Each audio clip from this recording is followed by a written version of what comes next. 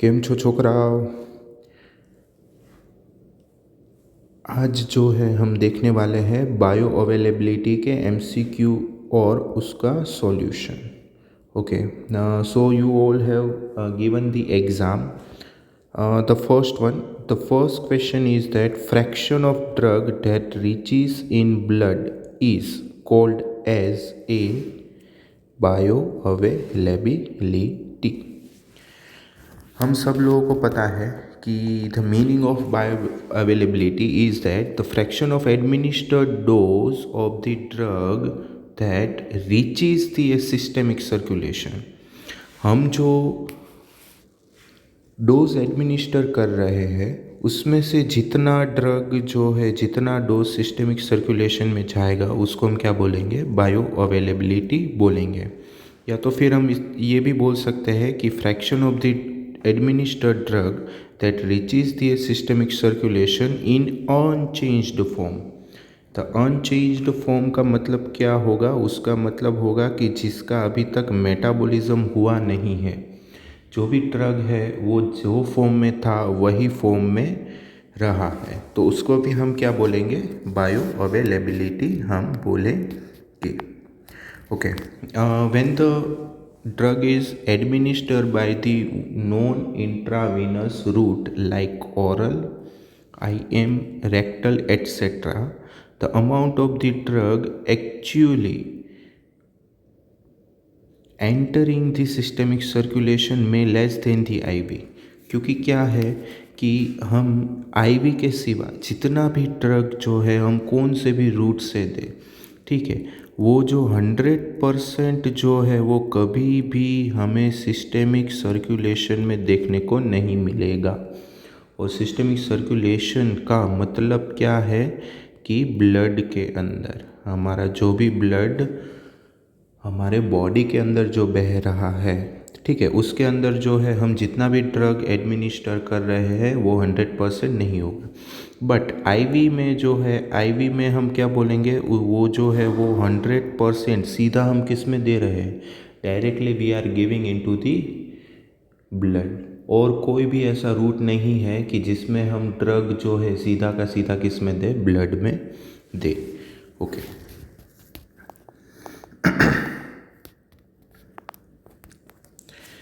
जैसे कि हम एग्जांपल देखते हैं। If the 100 unit of the drug is administered by the any route, ठीक है, हमने कोई भी रूट से जो है हमने ड्रग दिया हुआ है और उसमें से जो है 60 units are reaches to the systemic circulation.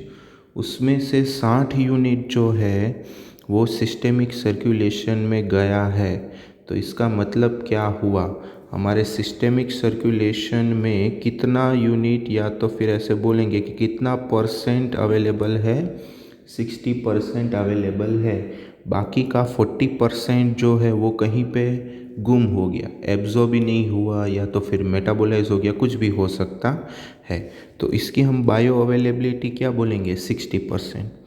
जितना mg हो या तो फिर ग्राम हो या तो फिर जितना जो ड्रग हो वो हम आईवी के सिवा कोई भी रूट से हम लेंगे और उसमें से जितना फ्रैक्शन जो है हमारे सिस्टेमिक सर्कुलेशन में देखने को मिलता है उसके परसेंटेज को हम क्या बोलेंगे? बायो अवेलेबिलिटी बोलेंगे। This is for the 1 mark. ये जो है ये खास याद रखना कि bioavailability of IV is 100%। Comes to the next one. Consider the absorption curve for A, B and C। इसमें हम देख सकते हैं कि हम टाइम वर्सेस कॉन्सेंट्रेशन में हमने 3 ड्रग लिए हैं। 3 ड्रग का हमें एब्जॉर्प्शन होते होते कितना कॉन्सेंट्रेशन टाइम के अनुसार हुआ है वो हमें दिखाया गया है। तो इसमें ए और बी में सिमिलर क्या है? But all are except, means कौन सी चीज़ जो है ए और बी में सही मीन्स मैच नहीं करती, ठीक है। अगर हमें बायो अवेलेबिलिटी को चेक करना है तो bioavailability is calculated by the relating area under plasma concentration time curve. ठीक है, इसका मतलब क्या हुआ, जैसे कि मैंने कोई एक ग्राफ लिया, टाइम वर्सेस कॉन्सेंट्रेशन का अगर मैं ग्राफ ले रहा हूँ, ठीक है, तो मैंने कोई भी एक ड्रग का मैंने जो है कर्व बनाया है, उसका कॉन्सेंट्रेशन वर्सेस टाइम का मैंने क्या बनाया, कर्व बनाया। तो इसमें ये जो पार्ट है, this one is called as a area under curve. इसको मैं क्या बोलूँगा, AUC। और इसके ऊपर से मैं क्या फाइंड आउट कर सकता हूँ, I can find out the bio availability from this area under curve. Area under curve जितना होगा उतनी मुझे क्या मिलेगी, बायो अवेलेबिलिटी मिलेगी। ठीक है, अभी हम आगे आते हैं। तो इसमें हम देखें कि A और B, पहले हम A और B की बात करते हैं। अगर हम देखें कि A और B में एब्जॉर्प्शन जो है एक जगह से ही स्टार्ट हो रहा है, ठीक है, इसमें भी रेट जो है A और B का जो रेट है एब्जॉर्प्शन का, वो हमें क्या देखने को मिल रहा है, सेम देखने को मिल रहा है। ठीक है, तो इसका मतलब ये हुआ कि रेट ऑफ एब्जॉर्प्शन क्या है, सेम है। ठीक है, फिर हम ये देखें कि इसका जो है C मैक्स, कॉन्सेंट्रेशन मैक्स की हम बात करें, A का जो कॉन्सेंट्रेशन मैक्स देखे और B का कॉन्सेंट्रेशन मैक्स देखे, both are the same. A और B का कॉन्सेंट्रेशन मैक्स क्या है, सेम है, और एक ही साथ वो क्या कर रहे हैं, डिक्लाइन कर रहे हैं। मीन्स इसका मतलब ये भी हुआ कि उन लोगों का मेटाबॉलिज्म का रेट भी क्या है, सेम है उसका, या तो फिर मेटाबॉलिज्म नहीं तो एक्सक्रीशन का रेट भी क्या है, ए और बी का क्या है, सेम है। तो इसका मतलब क्या हुआ कि हाफ लाइफ भी क्या है, सेम है, मेटाबॉलिक रेट भी क्या है, सेम है, एक्सक्रीशन भी क्या है, सेम है। बट अगर हम इन दोनों की बायो अवेलेबिलिटी देखने के लिए जाए, तो ए का अगर हमें बायो अवेलेबिलिटी चेक करना है तो हमें क्या करना पड़ेगा कि ये जो हमारा ए है उसका एरिया अंडर कर्व हमें क्या करना पड़ेगा, फाइंड आउट करना पड़ेगा। तो हम क्लियरली हम देख सकते हैं कि AUC of A is not same as AUC of B। तो बायो अवेलेबिलिटी A और B का क्या नहीं है, सेम नहीं है। अगर हम सामने देखें A और C का AUC जो है वो क्या है, सेम है। AUC of A and C are the same. तो हम ये बोल सकते हैं कि A और C का बायो अवेलेबिलिटी क्या है, सेम है, क्योंकि दोनों का एरिया अंडर कर्व जो है नियरली अबाउट जो है वो सेम है। एक चीज़ देखो, यहाँ पे मैंने एक चीज़ और भी जोड़ी है कि एक लाइन बनाई है। लाइन क्या है, मिनिमल इफ़ेक्टिव कॉन्सेंट्रेशन। कोई भी ड्रग का इफ़ेक्ट के लिए उसका कोई मिनिमम कॉन्सेंट्रेशन होना चाहिए। अभी अगर हम यहाँ पे देखें तो B is not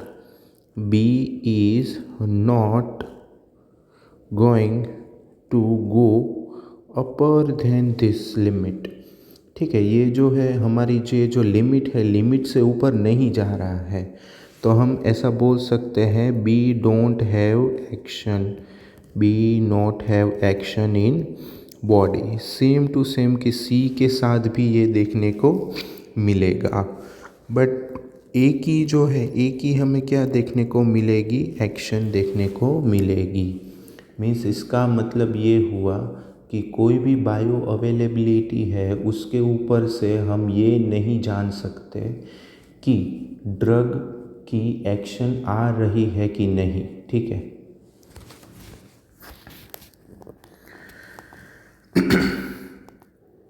then comes to the next one, first pass effect seen with which route of administration। we all know that कि first pass effect किस में देखने को मिलती है, ओरल रूट में जो है फर्स्ट पास इफेक्ट देखने को मिलती है। The meaning of the first pass metabolism, first pass metabolism, it is a drug absorb from the GIT are appear in low concentration in systemic circulation. Means जितना भी drug GIT में से absorb हो रहा है, ठीक है, वो पूरा का पूरा हमें सिस्टेमिक सर्कुलेशन में देखने को नहीं मिलता है, तो उसको हम क्या बोलेंगे, फर्स्ट पास मेटाबॉलिज्म बोलेंगे। और ये जो मेटाबॉलिज्म है ये कहाँ पे होता है, it is happening into the gut wall और मेनली इनटू दी लीवर, ठीक है। और बहुत बार जो है we can also see into the portal vein, ठीक है। जो भी वेन्स जो है हमारे इंटेस्टाइन और स्टमक्स में से जो भी केमिकल और ड्रग को एब्जॉर्ब करती है और वो जो लीवर में जो ले जाती है, वो वेन्स जो है उसको हम क्या बोलेंगे, पोर्टल वेन बोलेंगे। पोर्टल वेन में भी बहुत बार क्या होता है, मेटाबॉलिज्म होता है, ठीक है। Then comes to the first pass elimination. First pass elimination का मतलब क्या, कि फर्स्ट पास मेटाबॉलिज्म तो हो ही रहा है, प्लस उसमें क्या हो रहा है, excretion of drug by liver into the bile. तो इसमें क्या होगा कि हमारा ये जो लीवर जो हमारे ड्रग का थोड़ा सा परसेंटेज है वो बाइल में भेज देगा। सो ये बाइल जो है, बाइल कहाँ पे खुलेगा, हमारे स्मॉल इंटेस्टाइन में बाइल आएगा। तो ड्रग जो है वापस कहाँ पे आ गया, स्मॉल इंटेस्टाइन में आ गया, और यहाँ से जो है ड्रग क्या हो जाएगा, एक्सक्रीट आउट हो जाएगा, ठीक है। इसमें एक और चीज़ भी हो सकती है, that one is the enterohepatic circulation, but वो इसके बाद के टॉपिक में हम देखेंगे। Then next one, all of the following statement regarding the bioavailability are true except it is a proportion of unchanged drug that reaches the systemic circulation। ये जो है ये तो हमें क्या दे दिया है, हमें पूरा का पूरा डेफिनेशन ही दे दिया। Bioavailability of an oral administration drug can be calculated by comparing the area under curve after oral and IV। ये भी हमें पता है कि बायो अवेलेबिलिटी गिनने के लिए हम क्या करेंगे, AUC ऑफ IV और AUC ऑफ ओरल को हम गिनेंगे और उसके ऊपर से हमें बायो अवेलेबिलिटी मिलेगी। Then comes to the C, low oral bioavailability always and necessarily means the poor absorption, ठीक है। बायो अवेलेबिलिटी जो है वो दो चीज़ के ऊपर आधार रखती है। In that first one it is absorption and second one it is a first pass metabolism by liver, gut and portal vein. अगर एब्जॉर्प्शन कम हुआ तो बायो अवेलेबिलिटी क्या होगी, कम होगी। और ये भी हो सकता है कि अगर मेटाबॉलिज्म अगर बहुत ज़्यादा हो रहा है तो उसका मतलब क्या हुआ, हमारा जो ड्रग है, ड्रग क्या हो गया, मेटाबोलाइट हो गया, तो हमारा अनचेंज्ड ड्रग क्या हो गया, कम हो गया। और बायो अवेलेबिलिटी की डेफिनेशन क्या कहती है कि सिस्टेमिक सर्कुलेशन में जितना अनचेंज्ड फॉर्म ड्रग रहेगा उतनी उसकी बायो अवेलेबिलिटी होगी। तो इसमें क्या है कि हमारा फर्स्ट पास मेटाबॉलिज्म ज़्यादा हो रहा है तो उसकी वजह से जो है अनचेंज फॉर्म कम हो रहा है। Due to the decreases the unchange form हमारी बायो अवेलेबिलिटी भी क्या होगी, डिक्रीज होगी। तो ये वाला जो ऑप्शन है, option C is wrong. Lower bioavailability is not only depend on the absorption, it is also dependent on the first pass metabolism. Bioavailability can be determined from the plasma concentration and urinary excretion। Yes, हम bioavailability को plasma के concentration से भी check कर सकते हैं और urinary excretion से भी हम क्या कर सकते हैं, चेक कर सकते हैं। Then causes for less bioavailability, अभी मैंने आगे बताया कि bioavailability is depend on the two things, high first pass effect and poor absorption. High hepatic excretion ratio is seen in इसमें जवाब आएगा ऑल ऑफ द अबव। ठीक है, अभी हम देखते हैं कि हेपाटिक एक्सक्रीशन रेशियो क्या है। The hepatic excretion ratio is called as a ER। इसको हम क्या बोलते हैं? इसको हम ER बोलते हैं। अभी ER is equal to clearance by liver divided by hepatic blood flow. ठीक है, जितना ज़्यादा क्लियरेंस लीवर से होगा उतना हेपाटिक एक्सक्रीशन रेशियो क्या होगा? ज़्यादा होगा। और जितना हेपाटिक ब्लड फ्लो कम होगा उतना हमारा हेपाटिक एक्सक्रीशन रेट क्या होगा? ज़्यादा होगा। ठीक है, अभी ER को हम डिफाइन कैसे करेंगे? We are defining the ER as fraction of the drug that remove from the blood by the liver. जो ब्लड में से ड्रग को क्या करना है? रिमूव करना है by the liver, that one is called as a hepatic excretion rate. The drugs which have high first pass metabolism will have high hepatic excretion ratio, क्योंकि लीवर क्या करता है? फर्स्ट पास मेटाबॉलिज्म करता है। First pass metabolism करके वो क्या करेगा? एक्सक्रीशन जो है वो क्या करेगा? बढ़ा देगा। तो हम ये बोल सकते हैं कि अगर ड्रग का फर्स्ट पास मेटाबॉलिज्म हाई हो रहा है तो उसका हेपाटिक एक्सक्रीशन भी क्या होगा?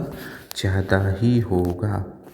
ठीक है, अभी इसमें जो है थोड़े एग्जाम्पल्स जो है वो आपको याद रखने हैं। Drugs with the high hepatic excretion ratio कौन कौन से हैं? Propranolol, isoprenaline, verapamil, nitroglycerin, morphine, theophylline and pethidine, testosterone, methyl testosterone, फिर साल्ब्यूटामोल एंड लिग्नोकेन। अभी ये जो है ये हम दो दो के ग्रुप में हम याद रख सकते हैं कि प्रोप्रानोलोल और isoprenaline are related to sympathetic system, verapamil and nitroglycerin are related to anti hypertensive drugs. ठीक है, फिर morphine, theophylline and pethidine are from the one class. Testosterone और मिथाइल टेस्टोस्टेरोन एक से है। फिर ये दोनों अलग हो जाएंगे कि साल्ब्यूटामोल जो है हम किस में यूज़ करेंगे? अस्थमा में यूज़ करेंगे। और lignocaine it is a local anaesthetics. ऐसे जो है हम याद रख सकते हैं। ये ड्रग्स के एग्जाम्पल आपको खास याद रखने हैं। High first pass metabolism is seen with, इसमें जवाब क्या आएगा? साल्ब्यूटामोल, क्योंकि आगे के जो एग्जाम्पल है वो हमें क्या रखने हैं? याद रखने हैं। फिर एक चीज़ इसमें हम याद कर लेते हैं कि clinical significance of the ER। ठीक है, हम जो है हेपाटिक एक्सक्रीशन रेशियो के ऊपर से हम क्या फाइंड आउट कर सकते हैं? We can find out this systemic bioavailability. So systemic bioavailability F is equal to small f into 1 minus ER। उसमें स्मॉल f का मतलब क्या है? एब्जॉर्प्शन। और ER का मतलब क्या है? Hepatic excretion rate. ठीक है, इसका मतलब ये हुआ कि अगर एब्जॉर्प्शन जो है वो बढ़ेगा, अगर एब्जॉर्प्शन बढ़ेगा तो हमारी सिस्टेमिक बायो अवेलेबिलिटी क्या होगी? बढ़ेगी। अगर एब्जॉर्प्शन कम होगा तो हमारी सिस्टेमिक बायो अवेलेबिलिटी क्या होगी? कम होगी। बट हेपाटिक एक्सक्रीशन रेशियो की बात करें तो हेपाटिक एक्सक्रीशन रेशियो अगर ये बढ़ेगा तो हमारी सिस्टेमिक बायो अवेलेबिलिटी कम होगी। और हमारा हेपाटिक एक्सक्रीशन रेट कम होगा तो हमारी सिस्टेमिक बायो अवेलेबिलिटी क्या होगी? बढ़ेगी। क्यों? क्योंकि ये जो है 1 माइनस के फॉर्म में है। You can see here it is in the form of 1 minus. इसलिए जितना ER बढ़ेगा वो एक में से क्या करेगा? माइनस करेगा। तो इसका मतलब क्या हुआ कि अगर एब्जॉर्प्शन जो है 100% है तो उसका मतलब ये नहीं है कि बायो अवेलेबिलिटी है जो वो मुझे 100% मिलेगी।